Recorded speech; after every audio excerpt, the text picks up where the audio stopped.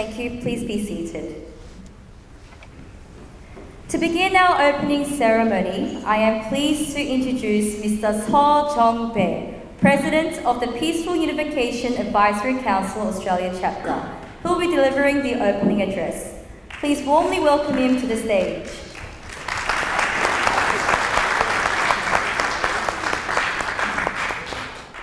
Yeah, let's applaud for success of our forum.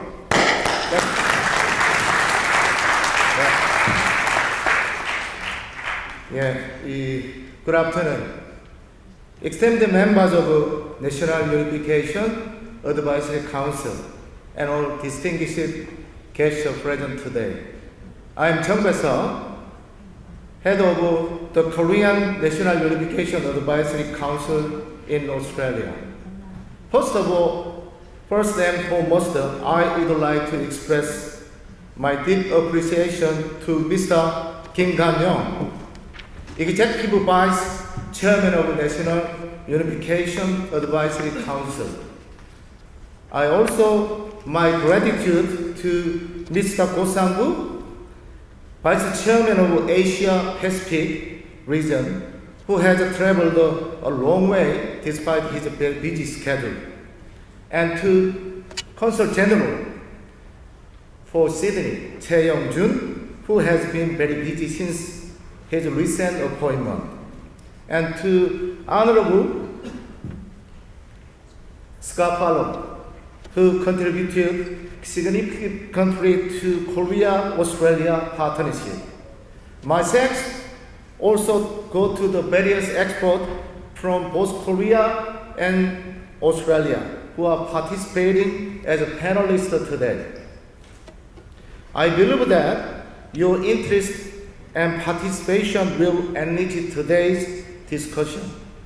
I extend sincere gratitude to all of you for attending this meaningful 2024 Korea-Australia Peace Forum. Today, we have a precious opportunity to discuss and collaborate on peace unification on the Korean Peninsula, as well as peace for the wide world.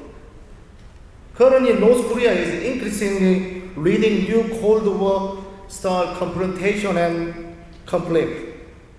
Under its foreign policy alliance with China and Russia, North Korea has defined inter-Korean relations as those of hostile warring states. This represents North Korea's strategic choice and its firm commitment to shifting its policy towards South Korea. In the face of these new challenges and crises, our efforts toward peace and unification on the Korean Peninsula stability are more critical than ever. Cooperation and solidarity with Australia, a member of both AUKUS and QUAD, are urgently needed. Today is a particularly special day, as it marks the 71st anniversary of the Korean War Armistice Agreement.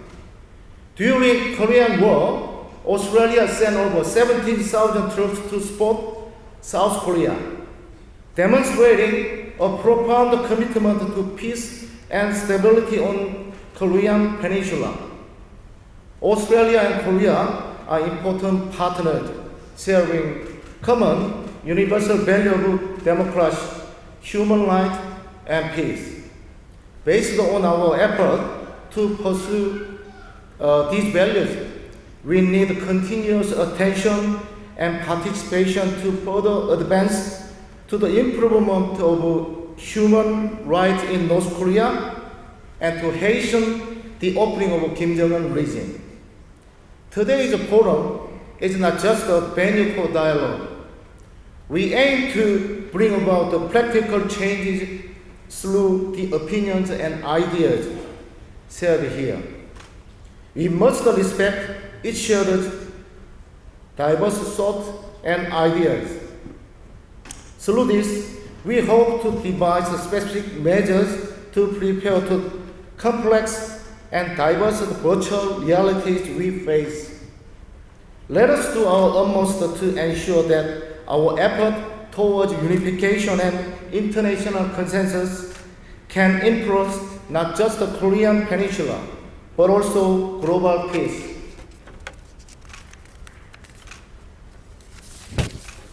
I hope that all of you will draw much inspiration from this forum and provide new visions. I am confident that our combined effort can generate the energy needed for significant changes in our times. Once again, I thank everyone for gracing us on this occasion, and also to all those who helped organize this forum. I wish for the successful hosting of Korea and Australia Peace Unification Forum and for continued peace and prosperity. Thank you.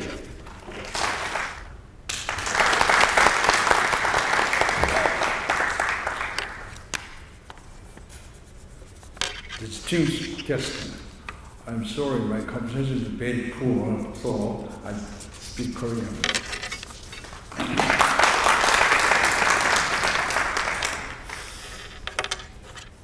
(71년) 전 오늘 판문점에서는 6.25 전쟁을 일단락 짓는 정전협정이 체결되었습니다.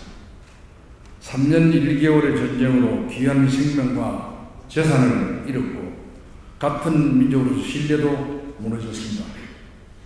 그러나 자유민주주의와 함께 호주를 비롯한 자유우방의 소중함을 깨닫는 교훈을 얻었습니다.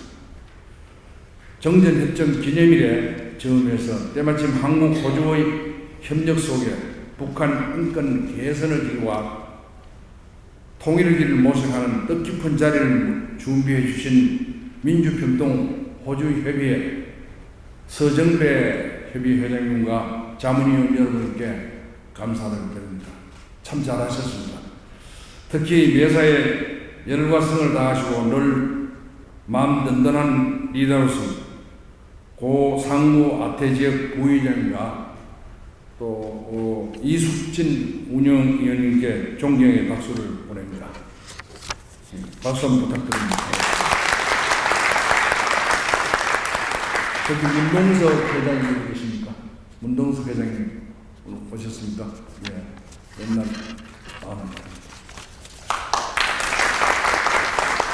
제가 도지사 시절에 아주 가까이 지낸 친구입니다. 오늘 특별히 자리를 빛내해 주신 최용준 주시드니 총영사님 와주셔서 고맙습니다. 또 수석부의장 뉴사우스웨일즈 상원위원께서 고마운 말씀을 드립니다.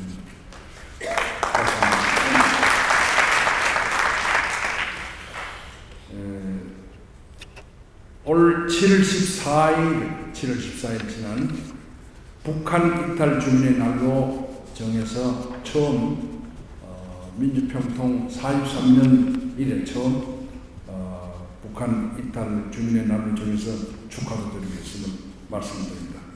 올해가 분단 79년 대한민국 역사상 처음 있는 날입니다.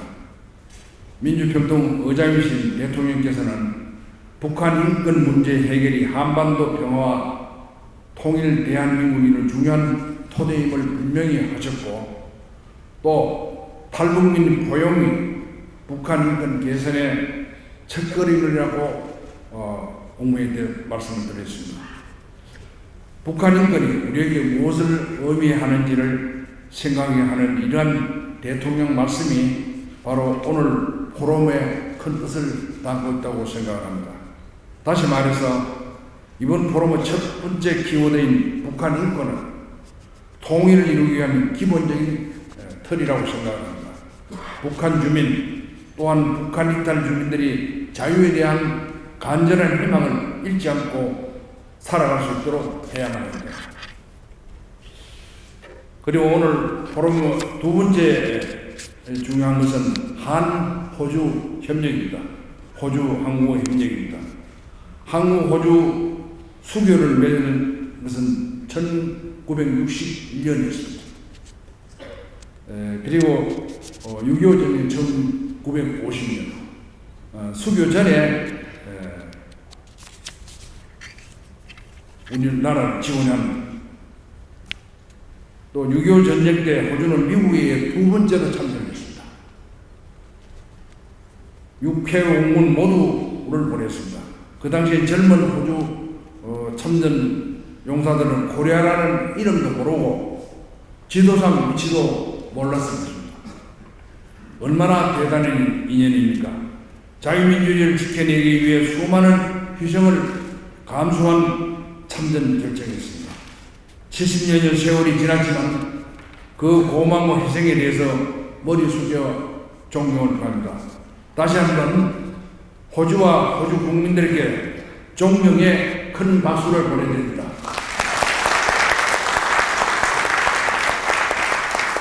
지금 한호주 관계는 정치, 외교, 역사 문화를 공유하는 가치동맹, 포괄적 전략 동반자 관계로 안보 외교는 물론 경제까지 거의 한미 동맹에 지원하는 수준으로 발전되어 왔습니다. 또한 호주는 인도 태평양 지역의 핵심이고 윤석열 대통령께서는 우리나라가 한반도를 넘어서 세계로 뻗어가기 위해 인태 전략을 추진하고 있습니다. 또한 글로벌 주주 국가 비전도 제시했습니다.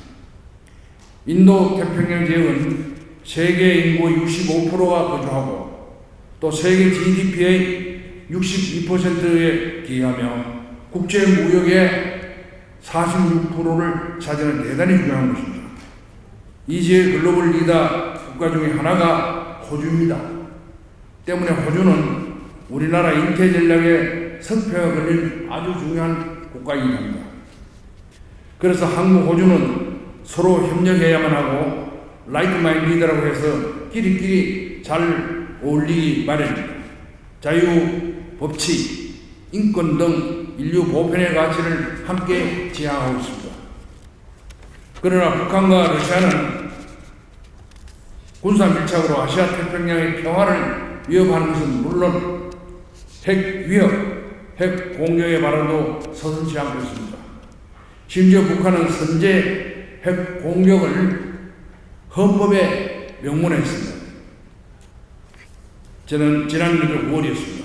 반면 한국과 호주는 공통적으로 핵무기를 갖고 있지 않습니다. 핵 없는 나라가 핵무기를 가진 나라에 맞서는 것은 미국의 핵 우산 제공도 중요하지만 무엇보다도 가치연대, 가치동맹의 협력이 더더욱 중요하다고 생각합니다. 한국, 호주가 공유하는 자유, 법치, 인권, 평화 등 인류 보편의 가치 협력과 동맹으로 양국 관계를 더욱 공고해야 된다고 생각합니다. 오늘날 글로벌 복합위기 속에서 세계 질서가 급변하는 상황에서 매우 시의적절한 포럼을 자유통일을 지향하는 민주평통이 열게 된 것을 기쁘게 생각하고 고맙다는 말씀을 드립니다. 이번 토론회는 한국, 호주 간의 협력 속에 어떻게 북한 인권 문제를 풀어가고 통일의 길을 열어갈 것인가를 논의하는 굉장히 중요한 자리입니다. 구체적으로 협력을 어떻게 해서 앞으로 어떤 실질적인 효과를 얻을 것인가, 또한 미래의 비전을 가늠해 보는 큰 이의가 있음을 강조하고 싶습니다. 더욱이 호주 현지에 와서 자유우방의 소중함을 다시금 귀하게 생각하는 계기가 되고 토론을 통해 양국의 미래 발전을 모색하는 것은 지극히 바람직한 일이라고 생각합니다.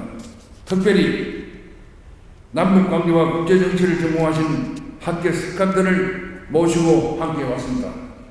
이정훈 연세대 교수님, 조윤영 중앙대 교수님, 김민정 국가안보전략연구원 부실장님 감사합니다. 호주를 대표해 레오니드 페트로브 호주 국립대 교수님을 비롯한 전문가 여러분께도 대단히 고맙다는 말씀을 드립니다. 인태 지역의 특별한 관심 속에 이번 포럼이 양국의 협력은 물론 통일에 대한 공감대를 형성하는 뜻깊은 자리가 되기를 진심으로 기대합니다. 감사합니다. Thank you for your wonderful speech. And like Mr. Kim Kwan-yong has stated, I hope the Korea relationship that started in 1961 continue to strengthen and be like-minded over time. 네, 존경하는 민주평통 자문위원 여러분 반갑습니다. 그리고 이제 먼 길을 마다하지 않고 오늘 행사에 참석해 주신 우리 김관용 민주평통 수석부의장님 참석에도 깊은 감사를 드립니다. 또한 우리 최용준 시드니 총영사님께도 감사를 드리고 또한 2024년 한호 평화통일 포럼에 참석해 주신 우리 호주 교민사회 여러분께도 감사의 인사를 드립니다. 그리고 한반도 평화통일에 든든한 후원자이신 이 자리에 함께하고 계시는 스콧 팔로우 상원위원님과 그리고 호주 정치계를 비롯한 주요 인사분들 참석에도 깊은 감사를 드립니다. 오늘 우리는 북한의 인권과 한반도의 평화 통일에 대해서 지혜를 모으고자 이 자리에 함께 하였습니다. 오늘 우리가 논의할 문제는 단지 한반도에 관한 문제만이 아니라 국제사회 공동의 과제이자 인권과 그리고 평화를 구원해 나가는 인류 보편적 가치의 문제인 것입니다. 올해로 6.25 정전협정 체결 71주년을 맞이하였습니다. 그러나 북한은 핵무력 도발을 멈추지 않고 북한의 핵무기 개발은 점점 더 고도화되어 가고 있습니다. 또한 북한과 러시아는 더욱더 군사적 관계에 밀착을 하면서 국제사회에 문제할 한반도의 긴장을 조성해 나가고 있습니다. 한반도는 여전히 분단의 아픔을 겪고 있는 나라입니다. 그 가운데 북한 주민들은 기본적인 인권조차 보장받지 못하며 억압 속에서 살아가고 있습니다.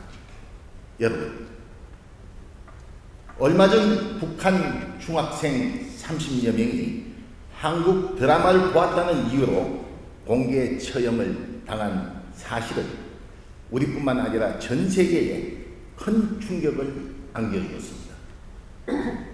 한반도의 평화 통일은 반드시 이루어져야 하며 그러기 위해서 국제사회가 머리를 맞대고 함께 고민하며 풀어나가야 할 인간 존엄성 회복의 문제인 것입니다. 존경하는 민주평통 자문위원 여러분, 한국과 호주는 포괄적 동반자 관계로 인도 태평양 지역의 평화와 안정을 함께 노력하고 있습니다. 양국은 자유민주주의와 인권 존중이라는 공통의 가치를 바탕으로 지역 내 안보 협력을 강화하고 있으며 이는 국제사회의 중요한 역할을 하고 있는 것입니다. 이러한 호주에서 2024년 한호 평화통일 포럼을 개최하게 된 것은 매우 뜻깊은 행사라고 생각합니다. 오늘 포럼을 통해서 북한의 인권 사항을 개선하고 한반도의 평화로운 통일을 이루기 위해서 서로의 경험과 지식을 공유하며 더 나은 인류의 미래를 향해 협력 방안을 돌출할 수 있기를 기대합니다. 우리의 연대와 협력은 변화를 이끌어내는 강력한 원동력이 될 것입니다. 이 자리에 계신 모든 분들의 지혜와 의지가 한반도 통일을 앞당기는 데 큰 힘이 될 것입니다. 그리고 우리는 오늘 이 행사를 통해 북한 주민들의 인권을 개선하고 한반도의 평화 통일의 새 시대를 열어나가는 길에 우리 모두 함께 합시다. 감사합니다. Good afternoon, ladies and gentlemen. It's a pleasure to meet you. I'm Yongjun Che, Consul General of the Republic of Korea in Sydney. Firstly, I would like to extend my gratitude to Executive Vice Chairperson, Mr. Kim Kwan-yo, who has come from Korea to attend this forum. I also want to acknowledge the Honorable Su석부의장, member of the Legislative Council, as well as the Honorable Maiclson, who is unfortunately not able to join us today. I also would like to thank Ms. Lee Soo-chi, Executive Committee, member of the Peaceful Unification Advisory Council, and Mr. Seo Jong-bae, head of the Australian chapter, who prepared this forum, as well as the panelists for today. Thank you all for attending. Ladies and gentlemen, we are facing unprecedented complex global crisis. The Russia-Ukraine war, instability in the Middle East, ongoing saber rattling by North Korea, and supply chain disruptions are contributing to a poly crisis that threaten the rules-based international order. In particular, the situation on the Korean Peninsula is more serious than ever due to North Korea's heightened provocations and human rights violations against its citizens. Despite suffering from severe economic and food crisis, the North Korean regime has poured all its economic resources into developing nuclear weapons and missiles. This has had a negative impact on the livelihoods and human rights of the North Korean people. The issues of human rights and reunification are interlinked. Reunification cannot be achieved while human rights abuse continue. In the words of President Yoon Suk-yeol, resolving the North Korean human rights issue is a crucial foundation for achieving peace and unification on the Korean Peninsula. When comparing the 2014 UN Commission of Inquiry report on human rights in the DPRK and the 2023 North Korean Human Rights Report commissioned by the government of the Republic of Korea, it is clear that the situation has not changed. There has been no improvement in human rights in the North, but the topic has largely fallen off the international agenda. We must strive to ensure that North Korea's continued disregard for human rights and international law does not become a forgotten crisis. Korea and Australia are ideal partners in maintaining the rules-based international order and ensuring peace and prosperity in the Indo-Pacific. Korea and Australia share universal values such as liberal democracy and human rights, and have developed strong bilateral ties through robust security cooperation, trade, and people-to-people exchanges. I look forward to our two countries working even more closely together in the international community to address the present crisis, including the North Korean issues. Finally, today, July 27th, marks the 71st anniversary of the Korean War armistice. I hope that today's forum will be a great opportunity to reflect on the significance of the Korean War and work towards achieving peace and reunification. Once again, I'd like to thank the Australian chapter and the Secretariat of the Peaceful Unification Advisory Council for preparing today's event. Thank you. 안녕하세요. Unfortunately, that's where my Korean ends. And maybe kamsahamnida as well. Thank you very much for having me here today. It is a great honour to be here with you, particularly on the 75th anniversary of the armistice. And we were at the Korea War Memorial before to celebrate and commemorate the service of Australian personnel on the Korean Peninsula And also, of course, there is no more grateful nation than the Republic of Korea in thanking our war veterans of Australia. If I could start by acknowledging the presence of our wonderful Vice Chairperson, Mr. Sang-Gul Ko. Thank you very much for coming and gracing us with your presence here today. And if I could also say thank you to the Peaceful Unification Advisory Council, and particularly Mr. Jung Bae-so, of course my good friend Susan Lee, and all of the work that you do, and Mr. Sang-Gul Ko, for all of the work that you do in continuing to ventilate this issue and ensuring that it is on our hearts and minds here in Australia. And if I could also take the opportunity to welcome our new Consul General, Consul General Choi. It is wonderful to have you here in Sydney. We have of course missed having a Consul General here, and I'm sure you will see the great relationship with the Korean community here in Sydney that will welcome and embrace you, and no doubt expect you at every single event and will treat you as one of their own. So it is wonderful to meet you, and it's wonderful for you to be here today. And to my good friend Councillor Daniel Hahn as well, who I think is going to be representing the Honourable Michael Kirby soon. Wonderful to have you here too. And all of our academic speakers, and particularly our guests from Yonsei University as well. Thank you for being here.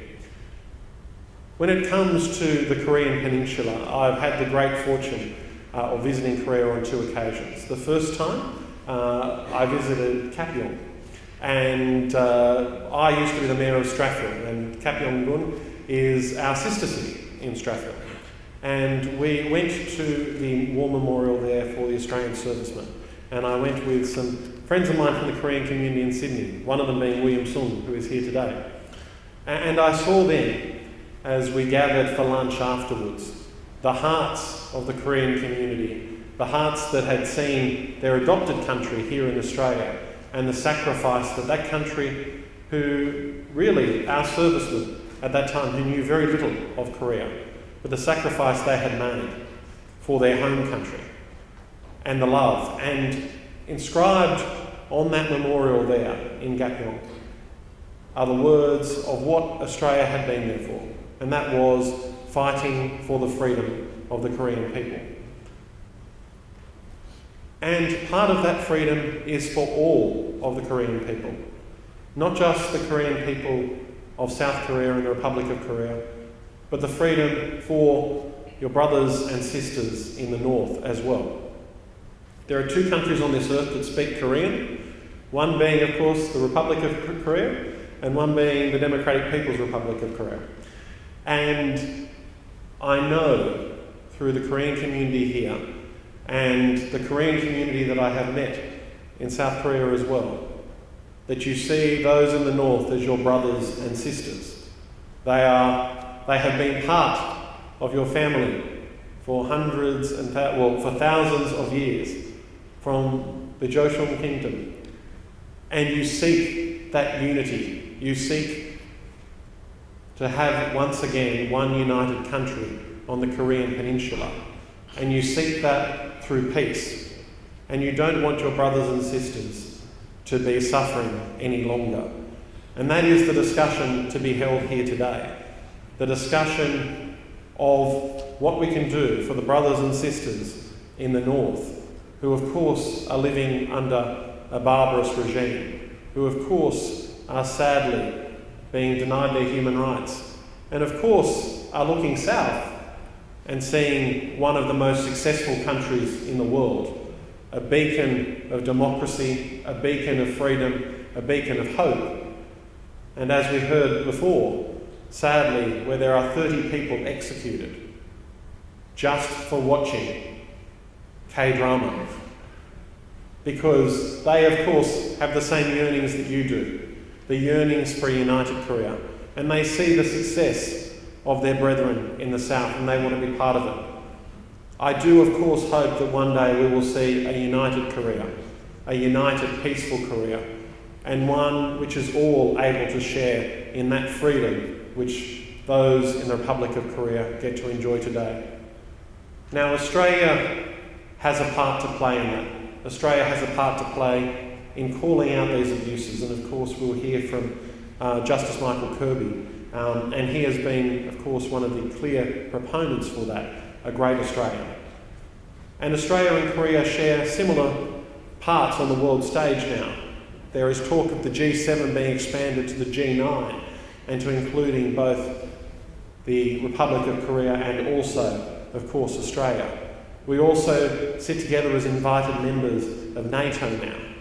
So we have a lot to share on the world stage, and I have no doubt that as we seek a peaceful reunification of the Korean Peninsula, that Australia will be side by side with the Republic of Korea in making that not just a dream, but a reality in the future.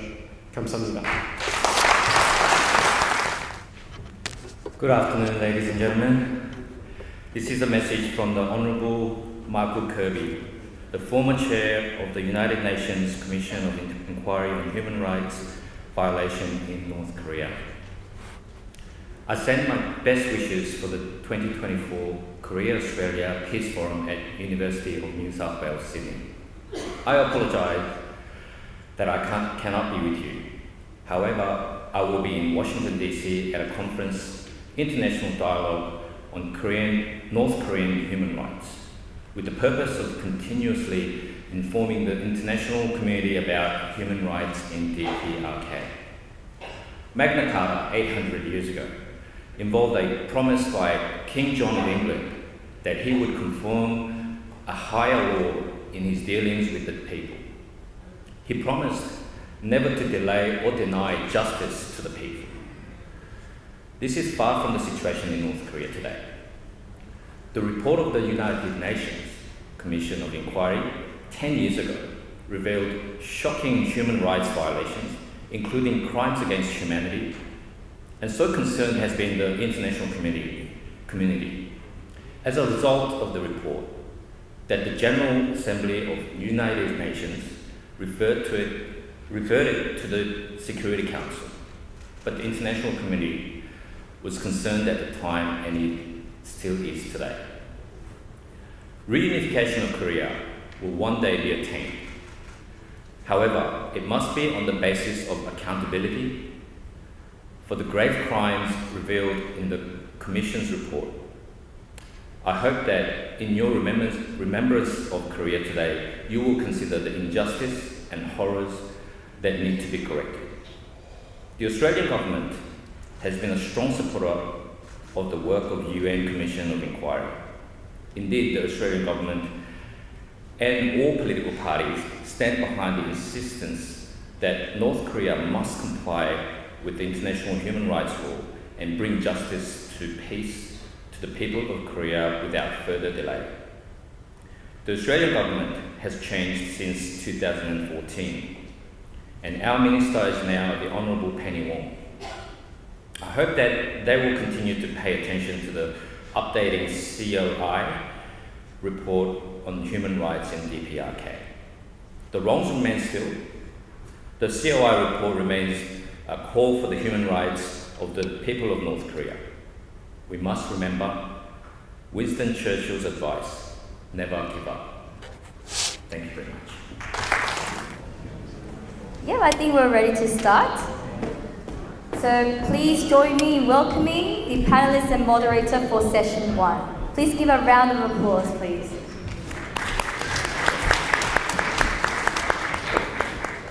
Okay, so I think everyone is here, so I'd like to begin the first session of this conference.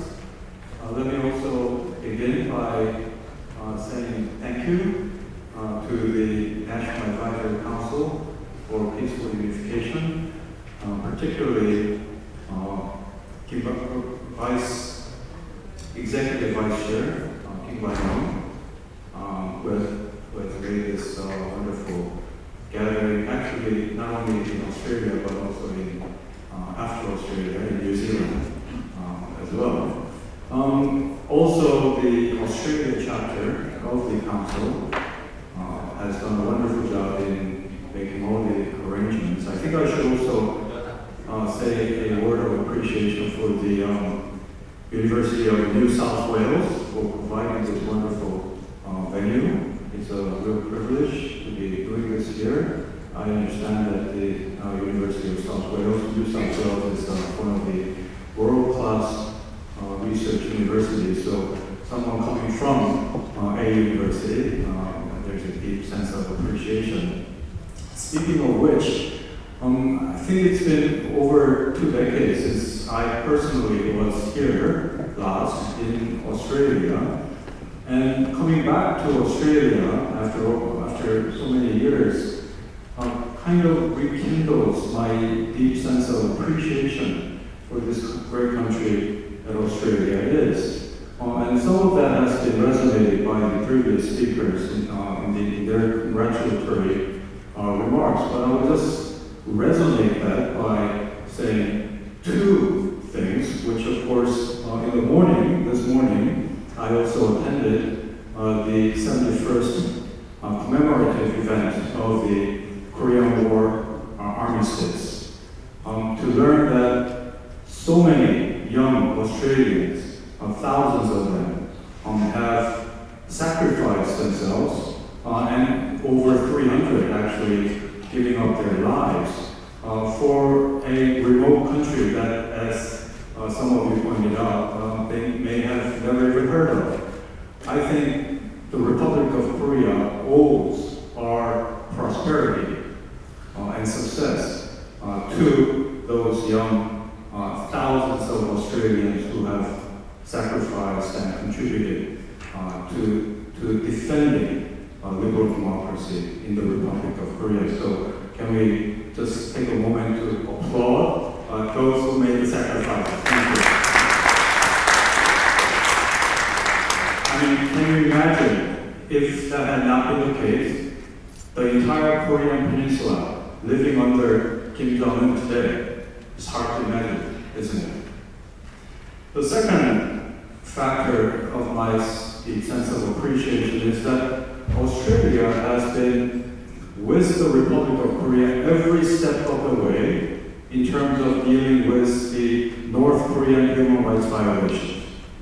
It's no coincidence that one of the speakers, by recording, Michael Kirby, was the chair of the famous Commission of Inquiry, UN Commission of Inquiry report, which in 2014, when it became public, was a game changer in the fight against the human rights violations in North Korea. In fact, I was with Michael Kirby until Wednesday in Washington, D.C. I made the trip back to Seoul on Thursday, slept over, left for Sydney on Friday, and here I am this morning, here in Sydney. So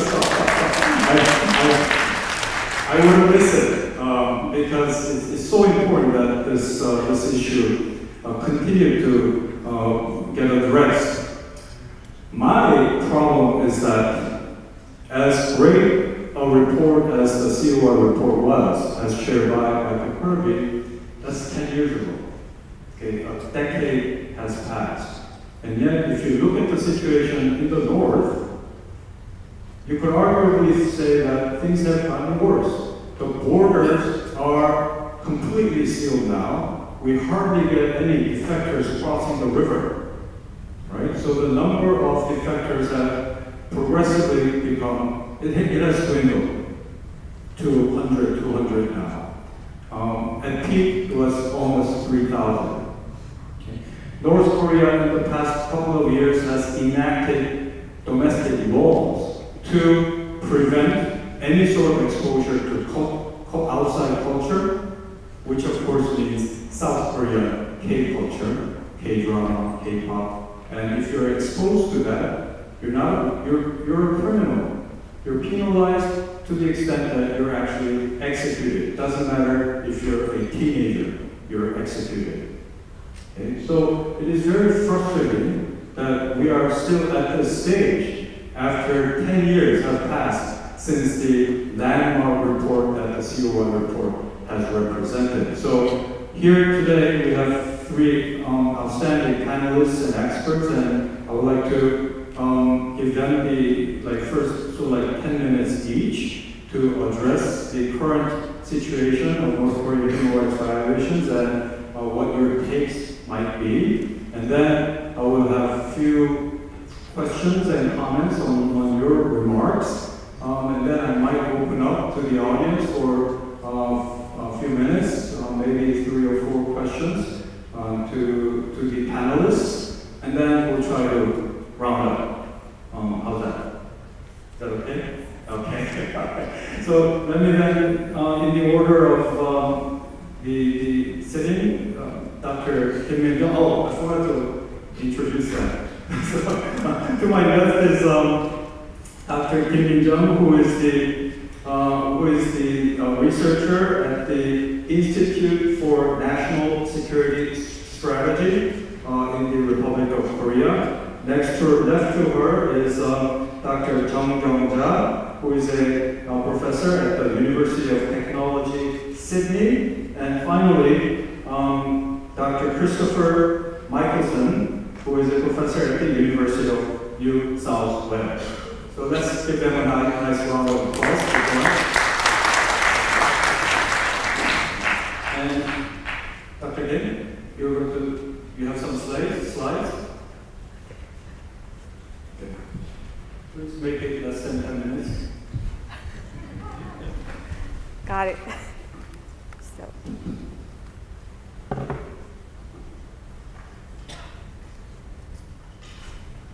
Hello everyone, I'm Min-jung Kim. Before starting, methodically re-emphasize 10 minutes. So I try to keep my presentation within 10 minutes, but there's no clock here. But yeah, I try my best.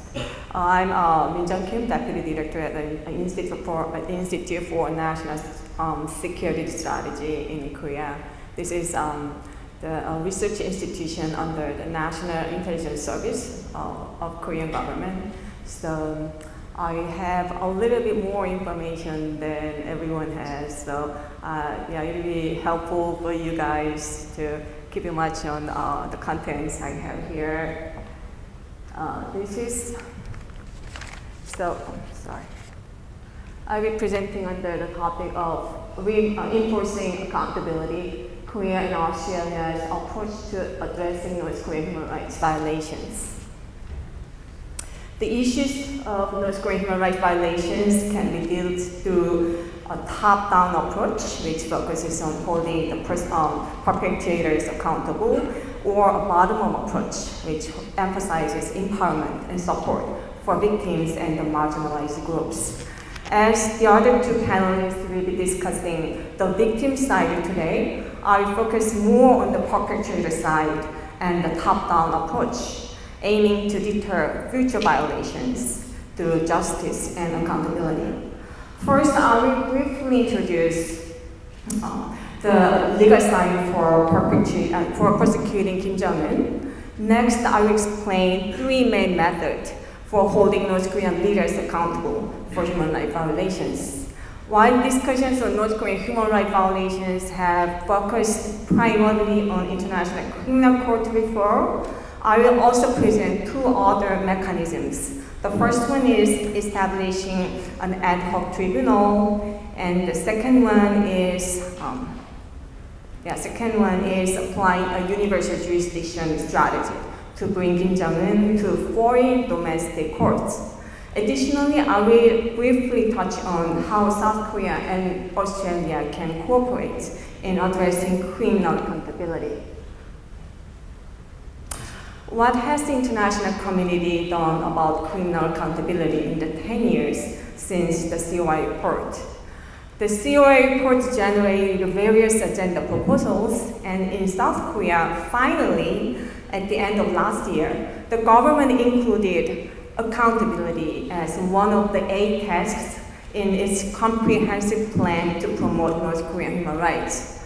However, there has been no notable process regarding the discourse on accountability in South Korea up to now. Then what about the international community? Its accountability efforts during the past decade have been limited to ICC referrals, with related discussions at a stalemate. The focus on the ICC discussion is not limited to South Korea, but is also prevalent in the international community. So there's a need to re-examine the accountability mechanisms and select a new agenda items. There are mainly three accountability mechanism strategies, as I mentioned, under international criminal law for North Korean human rights violations. First, report to ICC, and second, the establishment of ad hoc tribunals, and third, referral to foreign domestic court through universal jurisdiction. Those methods are also mentioned in the COI detailed report. Among those three mechanisms for pursuing accountability, as shown here, bringing perpetrators before International Criminal Court or establishing ad hoc tribunal is challenging without cooperation from Chinese government and Russian government. In contrast, filing a case under the universal jurisdiction to foreign domestic courts is legally and institutionally feasible, although there are many various requirements and conditions to minimize practical limitations and constraints. I will explain each of these three mechanisms in more detail. The ICC can exercise jurisdiction over crimes that occurred after it was established in July 2002. There are three ways to refer a case to the ICC. First, as seen in cases like Uganda, Congo, and Central African Republic, the state party directly refers to the situation to the court. The court means ICC here, of course. The crimes must have been committed on the territory of a state party or by a national of a state party of the Roman Statute. Second, as seen in cases like Libya, the UN Security Council refers to the situation. This approach is less feasible due to the expected vetoes from China and Russia, both permanent members of the UN Security Council. Third, as seen in the cases like Kenya, the prosecutor can independently initiate an investigation. This is the only viable option, but it still requires the crimes to have been committed on the territory of a state party or by a national of a state party. The second option involves establishing an ad hoc tribunals or hybrid special courts through the UN, which is separate from the permanent ICC. Apart from the Cambodian case, which is separate from the permanent, apart from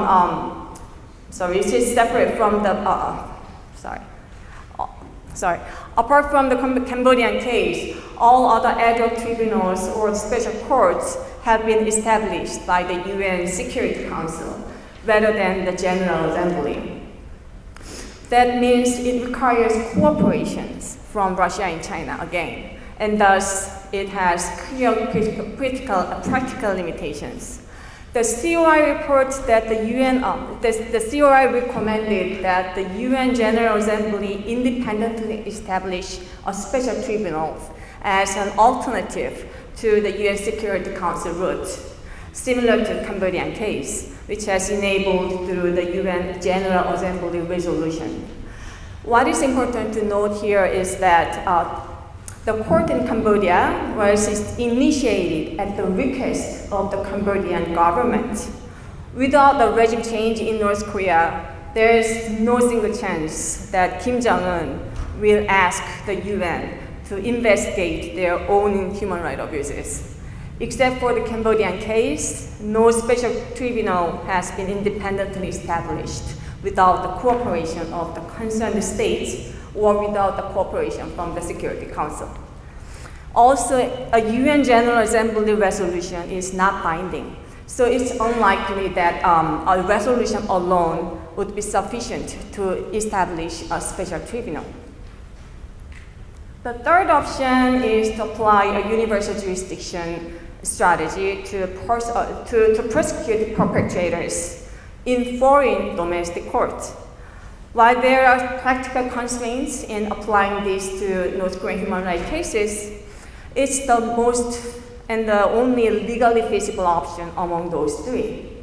Universal jurisdiction is a form of extraterritorial jurisdiction that allows any state to prosecute serious crimes that fundamentally threaten humanity, regardless of the perpetrator's nationality or victim's nationality or crime location. It is based on the idea that certain crimes, like crimes against humanity or war crimes or genocide or torture, are so great that they affect international community as a whole, and that therefore the perpetrators of those crimes should not benefit from impunity. Given that the international community, through the COI report and various legal opinions, has classified North Korean human rights abuses as crime against humanity, and also classified that as a genocide, they fall within the scope of universal jurisdiction. The universal jurisdiction strategy has several advantages. It allows the prosecution, regardless of state party status to the Roman Statute, and it is flexible regarding the perpetrators or victims' nationality and crime location. It permits trials in absentia, depending on jurisdiction, and bypasses the need for a UN Security Council reform.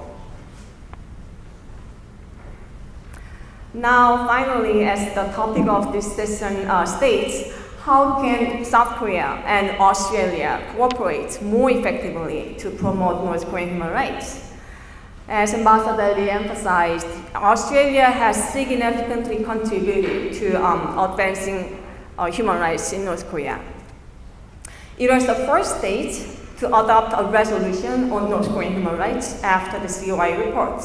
In February 2015, the Australian Federal Parliament unanimously adopted a resolution, a motion, which was named after our Honorable Michael Kirby, who was unfortunately not here, condemning North Korean human rights violations. In terms of universal jurisdiction, Australia has provisions in its own criminal code that allow for prosecution of international crimes committed anywhere in the world. Of course, there are some limitations. For example, the decision to exercise such universal jurisdiction requires the consent of the Attorney General. Despite various political and institutional constraints from the international community and from local public sentiments, I hope Australia, which has consistently championed human rights, will continue to do so, if not more vigorously, by collaborating with South Korean people and South Korean government. Together, we hope to raise awareness for the North Korean people who are suffering human rights abuses and work together tirelessly to improve human rights situation. Thank you.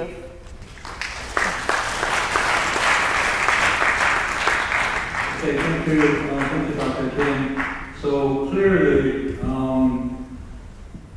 and this was mentioned earlier by Consul General Che about the state of the world, which is that we have a big problem in the world, particularly in the United Nations and the Security Council, because of China and Russia, because they exercise veto powers and they will shut down and stop anything and everything about North Korean human rights. Therefore, quite frankly, although it is a UN mechanism of accountability to have the North Korean human rights issue be referred to by the Security Council to the International Criminal Court, it's not going to do that because of Russia and China. So then you talk about some alternatives. So I'm very interested in hearing more on particularly the hybrid case that could be applied to the Korean situation, and I'll talk more about that. But before doing that, I will now turn to Professor Jang Myung-ja. I'll give you also about 10 minutes. Yep.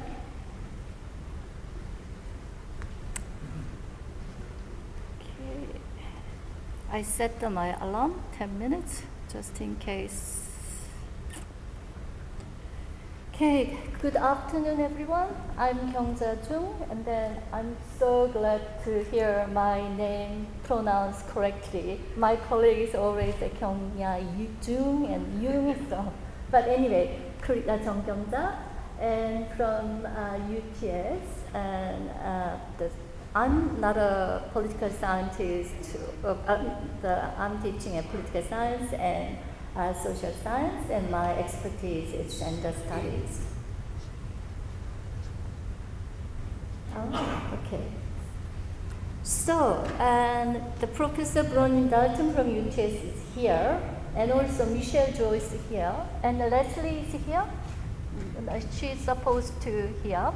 And we recently published a book on North Korea. So Professor Bronwyn and myself, we met since 2006.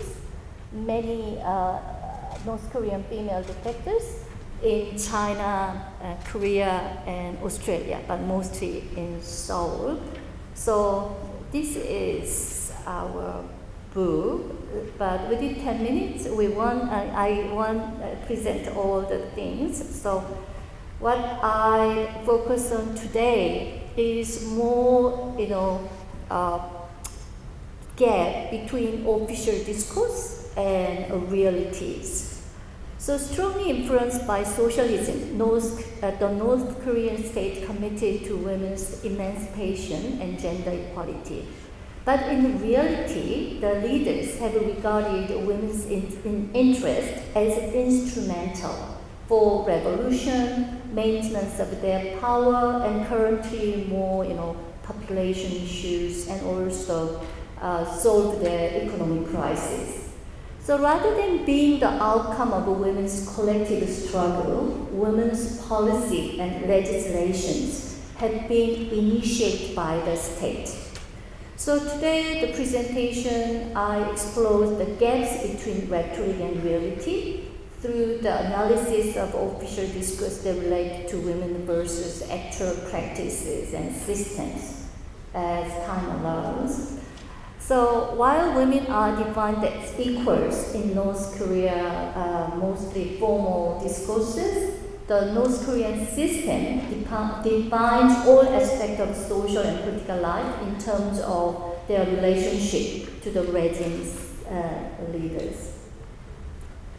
So, this is really sums up what is the official standing toward women's status. And then another quote, the next slide, I will show you one of the interviewees' remarks about women's rights in North Korea. So, their constitution, 1972 socialist constitution, women are accorded an equal social status and rights with men. The state shall afford special protection to mothers and children by providing maternity leave, reduce the working hours for mothers with many children, a wide network of maternity hospitals, creches, and kindergartens, and other measures. The state shall provide all conditions for women to play full role in society. But in reality, I collected this interview 2016, and she was born in 1992. But the interview, the quote, when I was in elementary school, I had a male teacher who taught revolutionary history. He would say to girls are only worth 50% of boys, and whereas boys are worth 100. So we always confronted him. Then he would say, North Korean society referred to boys as a people, but you, the girls, only as girls. So for this reason, including myself and some scholars, North Korea has been regarded as a patriarchal socialist state. So where husbands are considered head of family, and also across the state and culture, male domination is deeply embedded in culture. So legislation, I just divide into three under the Kim Il-sung era, and also the Kim Jong-il, and Kim Jong-un. So here, due to time constraint. Anyway, in 1945, second point, the traditional household registration system, 호주제, which recognized oldest male as the head of the household, was abolished. This is really radical. If you remember, South Korea abolished their Hoju system, this household registration system, only in 2005. And even in 1946, July 30, gender equality legislation was introduced. So under this law, women are awarded equal rights with the men in all areas, including politics, economic, culture, suffrage.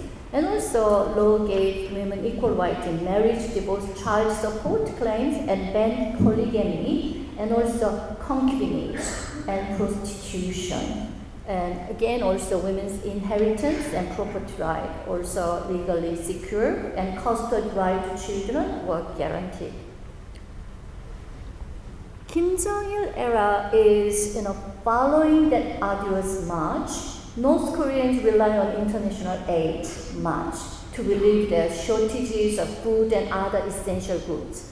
However, international community was really concerned with the human rights violation against the women in North Korea, constantly urged the government, North Korean government, improve these issues. As a result, North Korea joined the Convention on Elimination of All Forms of Discrimination Against Women, CEDAW, in 2001 and submitted its first report in 2002. So, and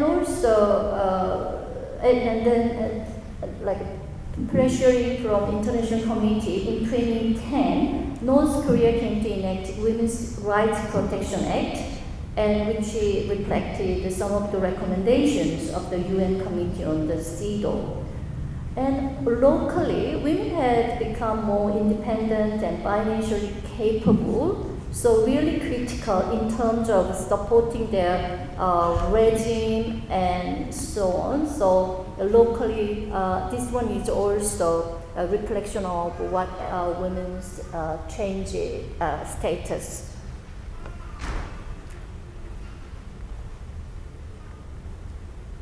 Okay, the Kim Jong-un era, there are no significant new roles or politics in relation to women.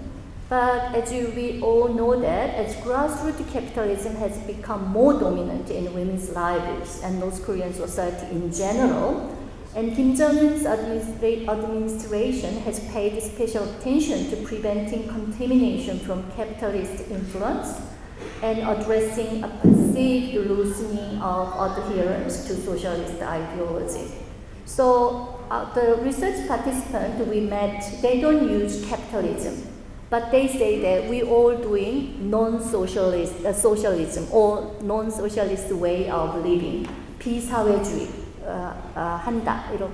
They say that. And also, under this situation, the Kim Jong-un regime, they re-emphasize revolutionary motherhood by strengthening maternity protection and acknowledging the sacrifice of mothers. So in 2012, Kim Jong-un held a pause. For a while, they didn't have this Mothers' Congress, but the fourth National Mothers Congress and established November 16 as Mother's Day to commend women's patriotic devotion and hard work for revolution as nurturers or later generations. So, why are seemingly progressive official discourses not fully effective? What are the challenges or barriers to advancing women's rights? So first, in North Korea, the power of the leaders through their personality cult has been almost absolute. It's at the center of all formal discourse. So in the patriarchal family state, the leader is cast as a father, the party is mother, and justifying the exercise of the complete authority over the lives of citizens or daughters and sons. So both the leaders and party regard as women as filial daughters who need to perform their duty to respect their father. Yeah, 10 minutes, I'm aware of that, so I will finish in 2 minutes. And pay them back for the caring and benevolence they have shown. So North Koreans tend to regard the leaders' directives rather than legislations or policies or parties' measures having more significant legal bearing than legislation. And secondly, the rampant corruption, particularly among law enforcement officials, has obstructed the effective implementation of legislation. And third, and despite some changes because of women's increased economic participation, traditional gender roles and discrimination against women have not entirely disappeared in a society and culture where Confucian values and norms have long dominated every aspect of life. And the fourth, most women also we found that they are not well aware of women's equal rights or relevant legislations. And again, North Korea doesn't have grassroots women's organization. Although their SIDO report, they claim the National Democratic Women's Union is their grassroots women's organization. But in reality, the Women's Union, a highly politicized organization, serves as a conduit of ideological education, implementing, monitoring government propaganda activities, and then promoting rather than promoting women's rights and women's interests. So, before I conclude, and you might wonder what changes that have been in North Korea. So anyway, from our interviews, women's attitude toward, at least in the family relations, their husband changed markedly. So most used colloquial expressions for husband that had become popular in North Korea to highlight their sedentary homebound lifestyle, such as a lock for keeping house, a guard dog who stays at home all day, a clock on painting hanging on the wall, and a light bulb in the day, and October flies. And another interview, if they stand, here they man, a husband, they are like a statue. If they sit, they are like a torso. If they lie down, they are like a corpse. So, conclusion. So while it is undeniable that North Korean women have suffered immeasurably from hunger and sexual violence abuse, many have become somewhat empowered during current transition. So new entrepreneurism of North Korean women has translated into notable improvement in women's economic strength and status over the last 30 years. But it is not yet clear whether this indicates a more profound and permanent shift in the role and status of women. Further research, that as a researcher, needed to understand how the spread of capitalist relations changes in women's social positions will affect social relations, potentially the legitimacy of the regime in the long run. Thank you, and again, photos from Leslie Parker taken. Thank you. Okay, thank you, Dr. John. When I was South Korean ambassador for human rights from 2013 to 2017, I would go to Geneva every year in March to attend the sessions at the UN Human Rights Council. And every year, of course, there's a North Korean delegation, and the ambassador would have his 5-minute say. North Korea gets a 5-minute because they're the targeted country. We get less than 3 minutes. And every year, it's like a tape recorder playing almost the same message, saying that North Korea is a paradise. No human rights violations in the DPRK, right? So, which resonates with your point about the rhetoric and reality. That's of course a rhetoric, and we all know that the world knows that North Korea violates every single articles, 30 articles of the UN, the Declaration of Universal Declaration of Human Rights. There's no human rights for women in North Korea. Why do you think that 80% of North Korean defectors are women? And I think later on I would like to ask you this, the correlation, causal relation in terms of what you're talking about, women empowerment and the spread of capitalism when Kim Jong-un is destroying China, right? And how do you explain 12-year-old girl, Kim Ju-ae, being taken around as if she's the heir apparent in a patriarchal socialist country? So my questions to you, so later on maybe you can answer this. But before getting to that, I will now turn to Professor Christopher Maichelson. You also have 10 minutes.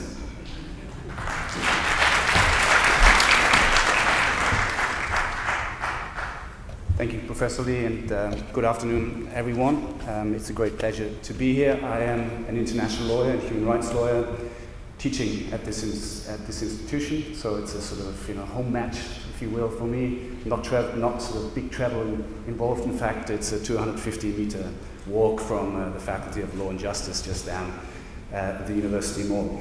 I should start by saying that I can very much relate, I think, to the broader issues relating to Korea, because I'm a naturalized Australian. I hold dual citizenship, and my second citizenship is German. And so I was born in West Germany in the 70s. So I grew up in West Germany and went to school in the late 70s and 1980s, when of course Germany was a divided country as well, and facing similar issues, not the same. I appreciate the context, there are differences in context and nuance, but I think there are some parallels to be drawn as well.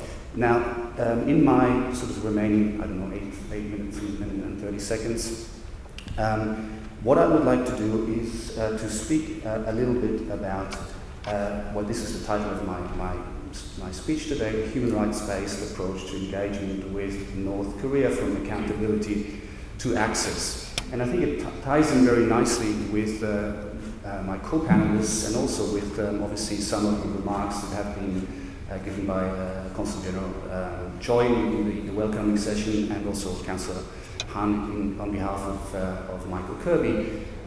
Because the starting point really for my intervention, for my presentation, is the 2014 Commission of Inquiry report that Michael Kirby chaired, Professor Lee referred to as well. What has been, in my view, the major contribution of that report? Of course, there have been many, but on sort of the larger scale, I would say that this Commission of Inquiry, the entire work of it, and of course also the report that it published, both the official report, the 36-page report, and then the more extensive one, almost 400 pages detailing the methodologies and evidence, that marked a significant shift. So what was the shift? In my view, the shift was from raising awareness to about serious human rights violations in North Korea, to considering such violations in the framework of accountability. And obviously, in addition, the report contained an extensive list of recommendations aimed at the DPRK, at China, other states, the United Nations, and the international community at large. And I'm happy to come back to this point as to whether we need a new Commission of Inquiry, or whether the recommendations are just already there and we just need to implement them. Obviously, as has been remarked by many of you already, a decade later, shortcomings remain in relation to translating some of the report's findings into concrete action. And the challenge obviously is compounded by the continued lack of access to the DPRK itself, the increased isolation of North Korea in the wake of the COVID-19 pandemic, and obviously also Pyongyang's continued nuclear and missile development. So what's my main argument today? My main argument today is that we need a further shift. And the further shift I would see as moving from accountability to access. And I'll explain a little bit what I mean by that in the remaining part of my presentation, and I'm happy to come back to that as well in our discussion afterwards. So, what is a human rights-based approach? My argument is that in order to achieve that shift, it is worthwhile looking at it or applying to this challenge a human rights-based approach. And what is a human rights-based approach? Well, a human rights-based, so these are basically the three remaining points I'd like to address. A human rights-based approach is a conceptual framework. It's a framework for the process of human rights development that is normatively based on international human rights standard and operationally directed to promoting and protecting human rights. It seeks to analyze inequalities which lie at the heart of development problems and sort of redress discriminatory practices and unjust distributions of power that impede development, progress, and often result in groups of people being left behind. Okay. What the benefit of such a human rights-based approach is that it goes beyond accountability. So I think it sort of relates a lot to what Dr. Kim has already mentioned in terms of formal mechanisms that can play out in the context of accountability. But a human rights-based approach is broader than that. And I should also say that a human rights-based approach as a conceptual approach does not offer substantive solutions as such. It is a framework for addressing various issues. And so therefore, my argument that I think when we talk about moving from accountability to access and when we're moving towards implementation, such a framework is very beneficial in terms of identifying concrete possibilities and steps to be taken. Now there is, in the literature, generally there is no consensus of what a human rights-based approach entails, but there is consensus that it is generally based on three fundamental principles. Of course, this is not an exhaustive list, but some of the key principles are accountability, and we've addressed that. But two other ones are participation and empowerment. And of course we can try and define it, and I don't have the time to do it. Suffice it to say that participation means individuals and communities affected by a policy should have a meaningful voice in its development and implementation. And empowerment means policies should aim to empower individuals, particularly those who are affected by human rights violations and those who are marginalized or vulnerable. Right, and I think that relates to the second presentation quite well. Obviously, that includes an engagement with groups and individuals related to North Korea. Now, in the interest of time, the final remarks that I would like to make as part of my presentation relate to this little somewhat. So you can see I'm not a PowerPoint expert, but that's as good as it gets in terms of visualizing the point I'm trying to make.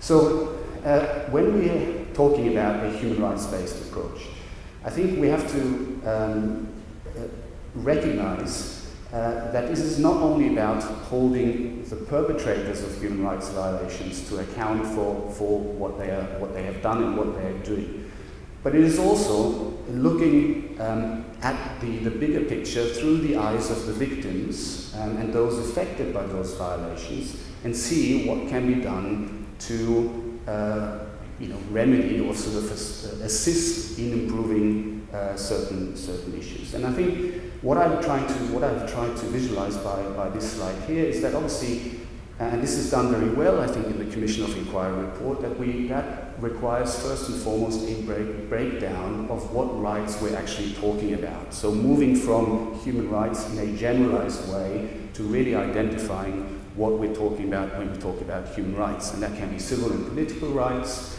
such as freedom from torture. It can be social, economic, and cultural rights, such as the right to health or right to education. Or this can be solidarity rights, meaning, for example, the right to a healthy environment, right to a digital identity, and sort of more novel kind of conceptions of rights. But it is not sufficient just to break down sort of the rights as such. I think what also needs to happen is a similar breakdown at the sort of level of victims, right, and those affected by violations. And I think when you do that, that sort of transcends North Korea as such. I mean, it obviously includes citizens inside North Korea, and then you can further break it down in terms of women, children, older persons, persons with disabilities. But it sort of exceeds North Korea because, of course, other North Korean related victims or individuals affected by it are North Korean refugees in China, stateless persons as a consequence of relationships between North Koreans and Chinese, for example, or indeed the North Korean diaspora, including North Koreans in Australia. And so what does that mean in terms of next steps, in terms of a way forward?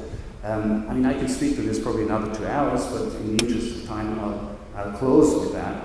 I think there are two concrete steps to be taken, it seems to me. And the first is really to look at this sort of graph here and draw lines in between of pathways that could be established to address certain things. So, for example, just to exemplify, if you have the right to health of a woman in North Korea, what do you actually do to address or sort of promote and protect the right to health of a North Korean woman?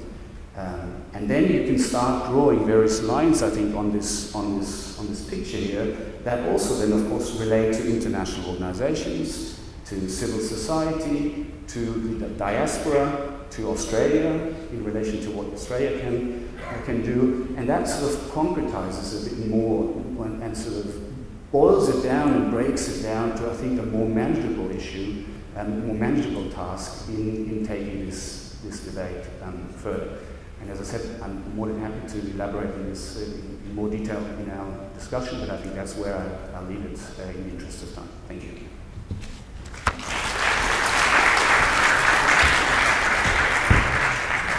Okay, thank you, Professor Michaelson. So I'm going to actually give each panelist a question or two, and like 3-4 minutes each to answer, and then I will turn to the audience for some questions, and then we'll try to finish up. Maybe I'll just go in the reverse order, since Professor Michaelson gave his last presentation. So I was actually really confused when you said that it's time to move on from accountability to access, and I wasn't quite sure what you meant by access. I mean, we're talking about access in terms of information access, but you're really talking about engagement, more engagement, more humanitarian sort of engagement, assistance. That's what you're talking about. Everything that you say is perfectly, how should I say, right. It is the politically correct thing to say. But I'll give you an example of what the problem is. You know that the Doctors Without Borders were at one point stationed in North Korea, right? So they were there a couple of years, and then they decided to pack up and leave North Korea. Everyone knows that Doctors Without Borders are at the worst possible areas, all corners of the world. natural that Doctors Without Borders were also in North Korea, hoping to fix some things. Why would they leave? So I talked to one of the doctors who was actually in North Korea, and I asked him, why would you leave North Korea when the children, people with disabilities, they need your help more than probably anywhere else? His answer was that in North Korea, you can never have access to the victims that they identify. So they would identify where they need to go and where, what might be needed, but they will never be permitted to have access to these people. If they want to visit some orphanage, they would say that they have to wait, and the North Korean officials would quickly make an orphanage, bring some orphans as a political show for the Doctors Without Borders to come. And they felt that after many months of this kind of political charade, that there's absolutely no point in their presence in North Korea. So they left. So sure, it would be great if we can address, get directly at the victims and try to address the problems that they face. But it's impossible with the Kim Jong-un regime, as it was with the Kim Jong-il regime.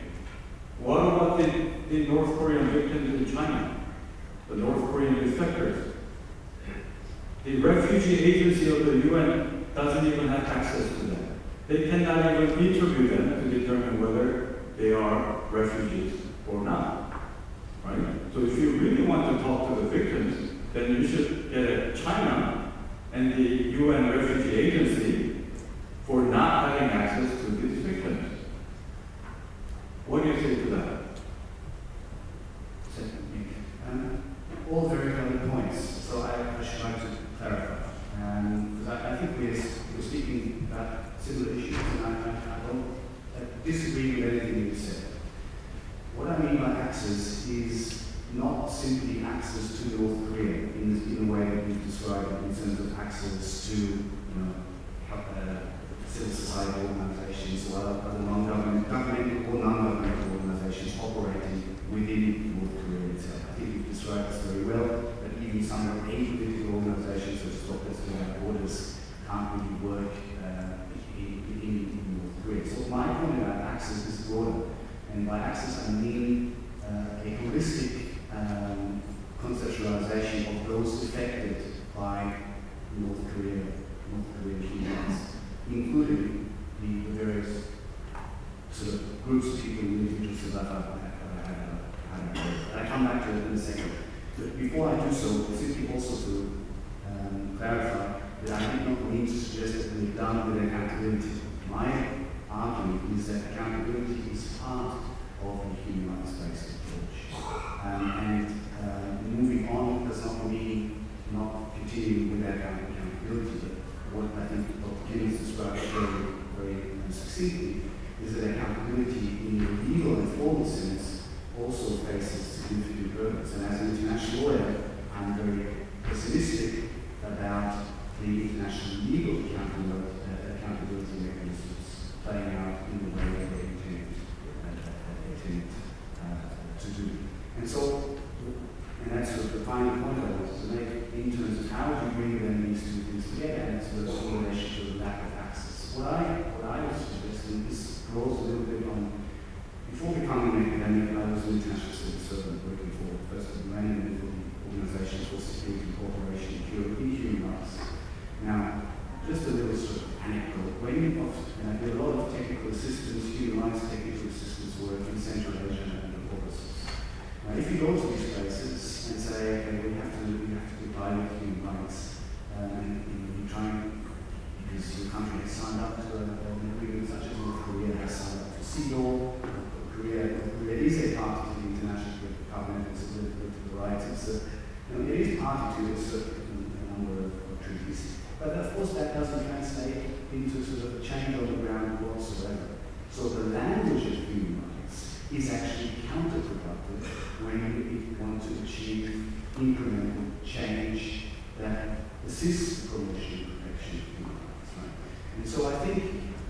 relate this back to a concrete idea about North Korea, I think, of course, if you go there and say, well, rights, women's rights, children's rights, and everything staged. But then I think it's quite a challenge, and I think again, the human rights-based approach allows for such a consideration of the pathway, is to say, okay, if we're talking about the right to health, what does it actually mean? And that may mean sanitation. It may mean quality of water. And so what do? You don't sell it as a sort of right, how can you insist in the right to health? Because people have rights. But you see as to whether, on a very basic level, given obviously the extreme circumstances of North Korea, on a very basic level, how you can, I'm not saying dress up, but how you can address non-political issues in the kind of assistance kind of way. And yes, finally, she is the last point. I fully recognize the difficulties of doing so in North Korea itself. But that doesn't mean that in the meantime, in relation to the diaspora, in relation to other individuals and groups affected by it, nothing can be done to actually achieve meaningful change and implement change. Yeah, well, so point well taken, but here's a country that refuses to take COVID vaccines, claiming that there is no COVID in that country. So therein lies the fundamental problem. I mean, I agree with you, in terms of the, let's just say, holistic approach, sanitation, health, food. Of course, I mean, the entire international community is concerned about these issues. We want to address them, but it's that regime that stands as an obstacle, preventing this from happening. So how do you deal with that regime, I think, remains the question. Now, leading to the point that I wanted to make, Professor John, is that you mentioned about CEDAW and all the agreements, the UN agreements that North Korea may have joined. Of course, as you know, it's a party to the International Convention on Political and Civil Rights, the economic, social, cultural rights. They've invited a special rapporteur for humans with disabilities in 2017. But I would say that, that in a couple of years ago, North Korea was actually chair of the disarmament conference. This is a conference that actually gave birth to NPT. Last year, North Korea joined the executive board of the WHO, right? Does that mean that, because it chaired the disarmament conference, is it in any way committed to disarmament? Because it joined the WHO, does it ensure that North Korea in any way safeguards the health of the North Korean citizens?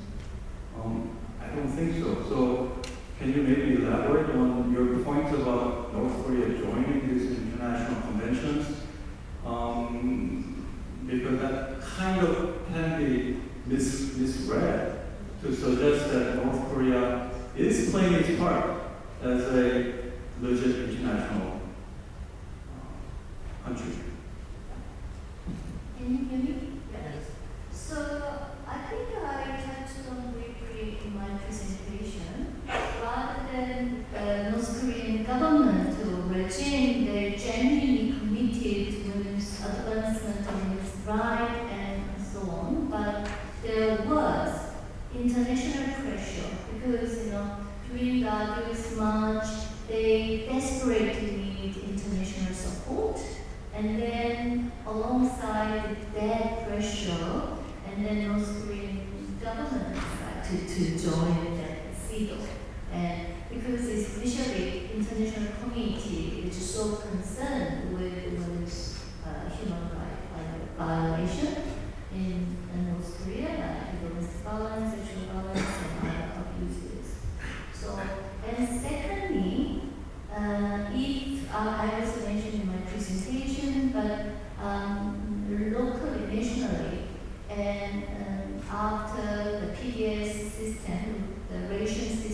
collapsed.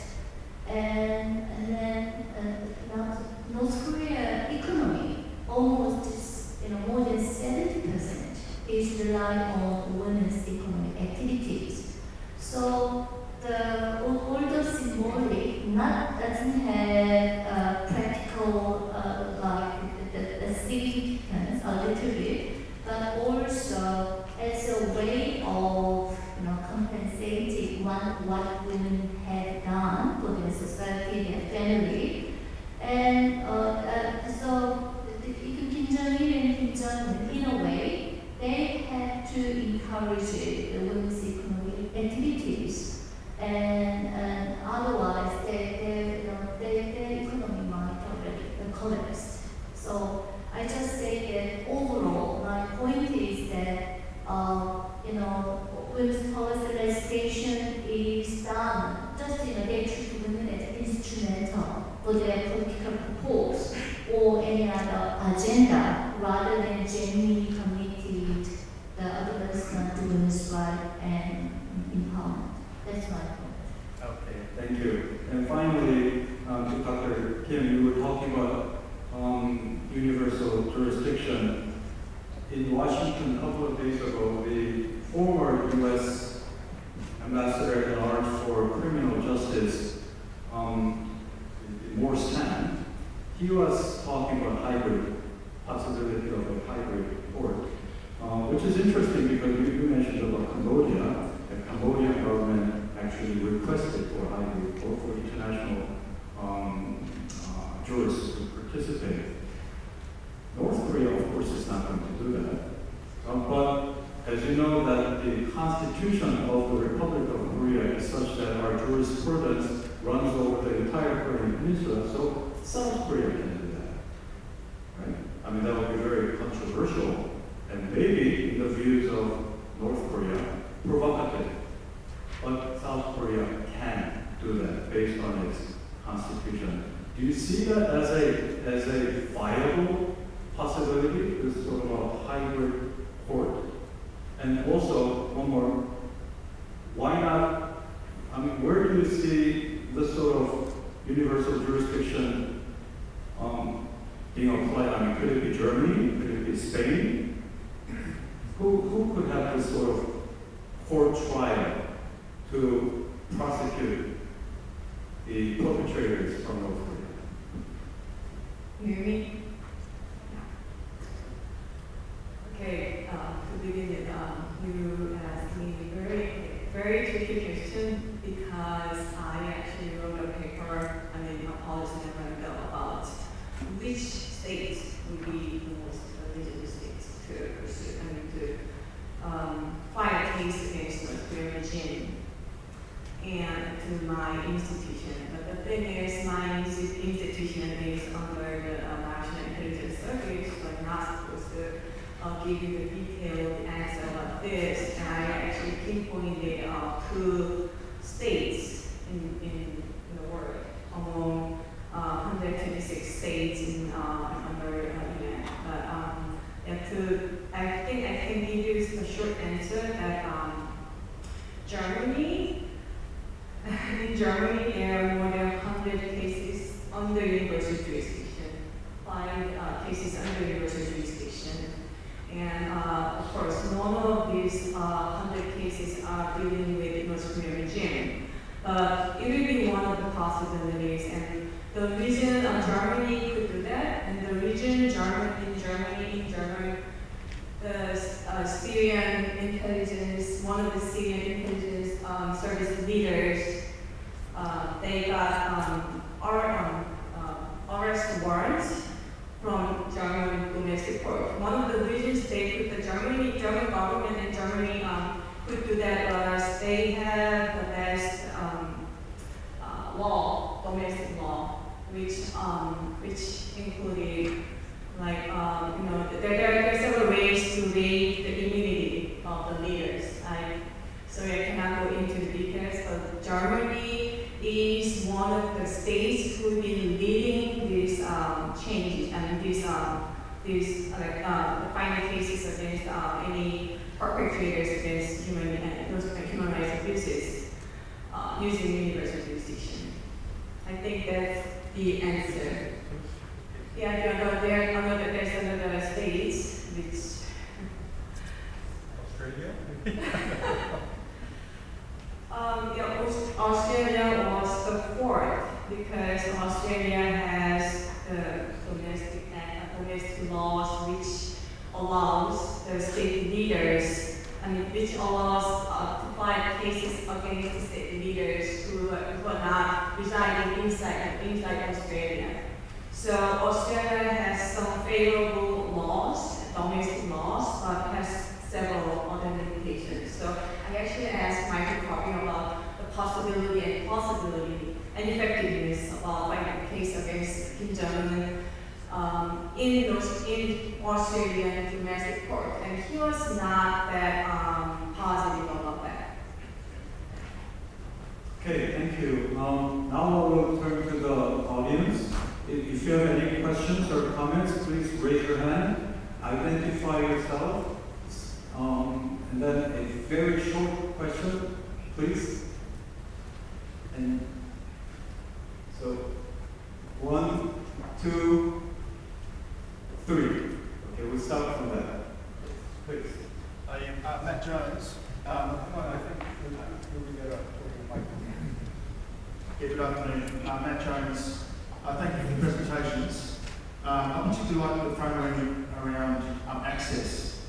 And just building on that, I just wonder the utility of the broadness of talking about human rights in North Korea, and maybe whether there is some advantage talking about the distinction between privileged areas and areas where the human rights are quite extreme in their abuse, country areas, and along with that, the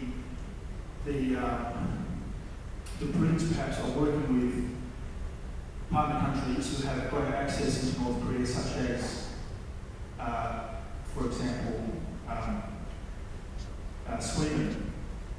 Australia and South Korea alone, I think that us together, we lack the requisite amount of leverage to actually make a difference in terms of human rights.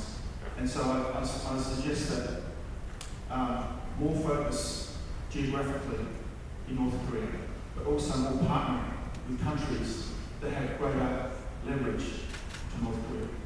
So that's more of a suggestion. Would you comment? Okay.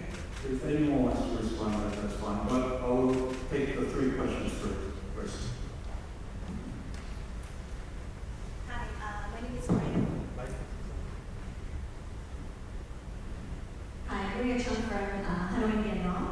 First of all, thank you so much for speaking on this important topic today. Given this is such an important topic and to raise awareness, and I think between Professor Kim and Professor Michaelson, we spoke about the down-up approach and the war in poverty came up a lot. Is there anything that analysts could give us suggestions for members of the Peaceful Unification Advisory Council, members in the APAC region to support? It kind of gave more specific instructions on how we can help in empowerment for the people of North Korea. And there was a young gentleman in the back with a hand up.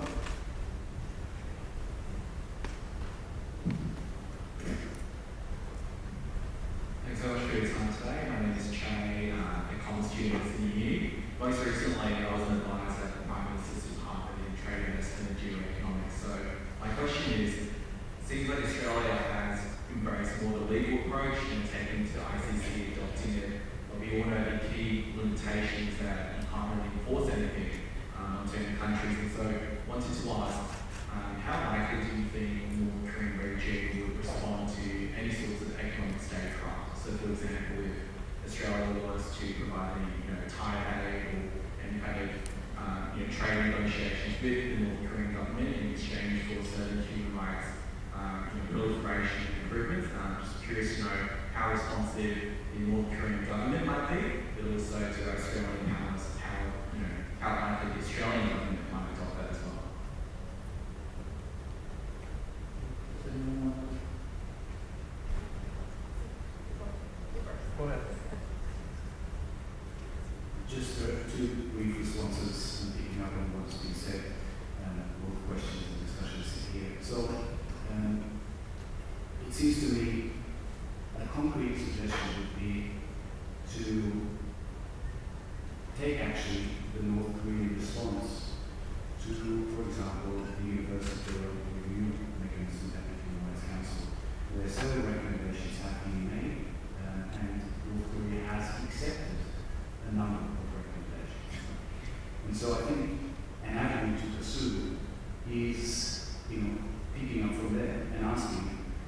necessarily obviously on the part of South Korea, because that's what I think jeopardizes that conversation as well, but more from the international community, but also from civil society. In concrete terms, what North Korea sees as assisting in implementing those recommendations that it has accepted.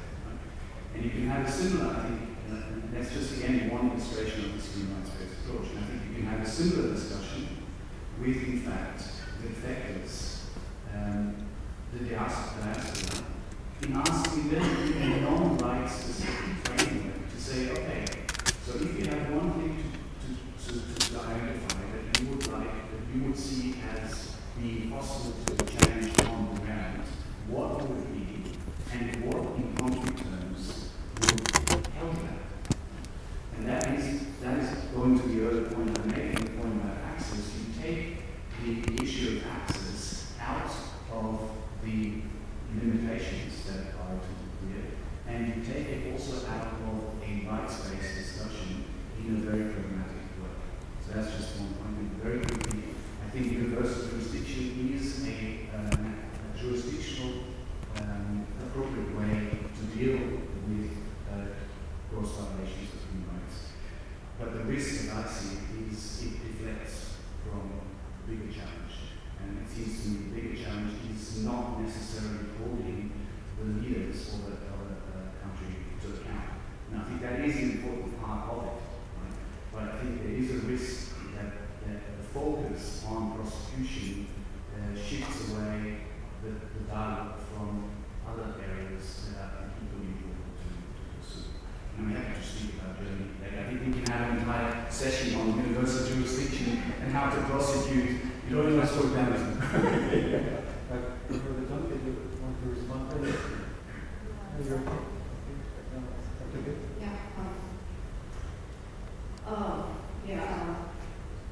Regarding the last question, there's a funny story right after Nuclear in 2015. That was a year after the COI report. The COI was established, and right after the COI report was released, you know what the North Korean government did at Nuclear? They criticized Australian government for their, more ill treatment against the refugees in this country. And they are, of course, ridiculed by media. And then, again, 6 years later, 2021, the North Korean government again criticized Australia about the same thing. So, given that this ridiculous story, this funny story, I don't think the North Korean government will be taking anything seriously from anything from the UN. Rather than unless it's about the regime itself.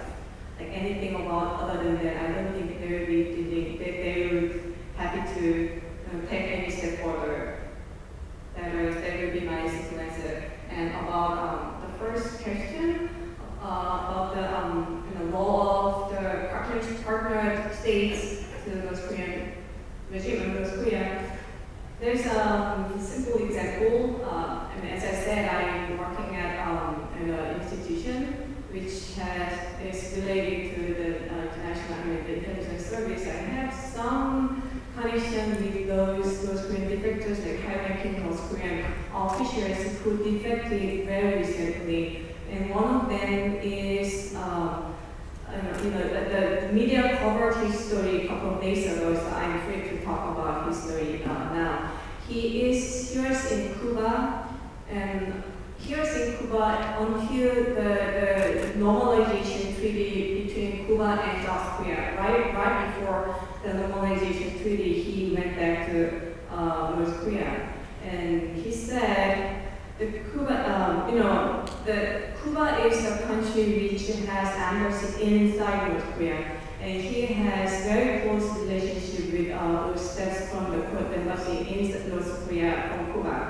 And those staffs from Cuba, from the embassy, they've been hard time having any connection or in contact with the elites from the North Korean regime. for the entire, their entire period in North Korea. That means, they could play some role, but I'm not that positive about any possibility about those partner states' role in any change from the top, from the regime side. Okay, thank you. I think I've already eaten into 5 minutes of your coffee break time. I think the common ground that we all have is that we're very frustrated.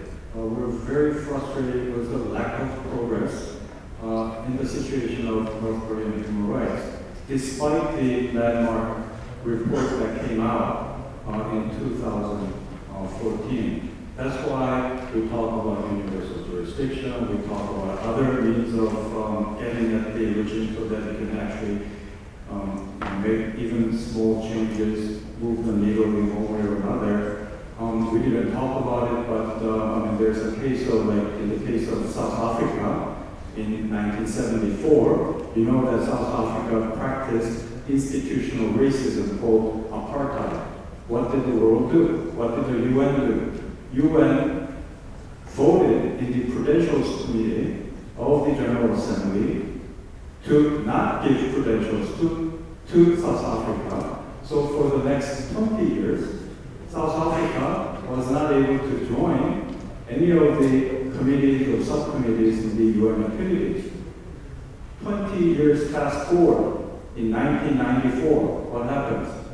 Nelson Mandela becomes president of South Africa, and apartheid system is abolished.